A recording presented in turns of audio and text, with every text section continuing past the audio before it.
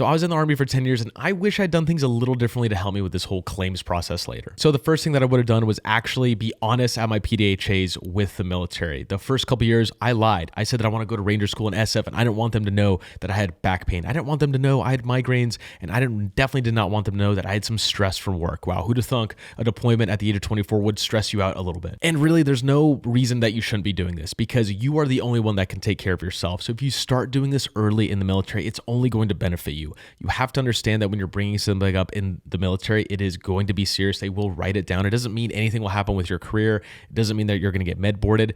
Take care of yourself. That's the first and foremost thing that I wish I would have done better at. Oh, and secondly, I wish I would have done research before talking to a VSO at the VA. So I was able to go to the VA after I was deployed, but I was still in the National Guard. So I had that benefit, right?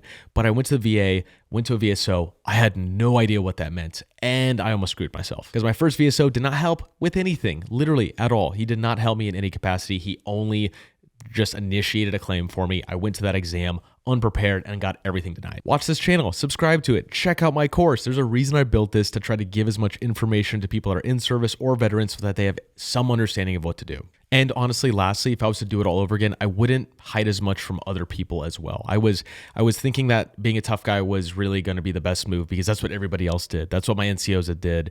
That's what people had taught me. They had never taken care of themselves, and therefore I kind of went down a path of having bad mental health. I went down a path of drinking a lot at one point. I went down a path of having a lot of pain and issues that I really just tried to suck it up and deal with. And I wish for my own sake, my own mental health, my own clarity, my own day-to-day living, I just actually physically took care of myself outside of these claims so that I felt better and I felt happier. And there's a kind of a catch-22 with this because when you do this, you're exposing yourself to what your friends might think. You're exposing yourself to what your peers might think. But honestly, when you get out of the military, you realize none of that matters. None of that BS matters. None of the drama matters of like who's going to be going to Ranger School or what this actually means. And really, it's going to come down to how you take care of yourself for your family, for your friends, for those around you.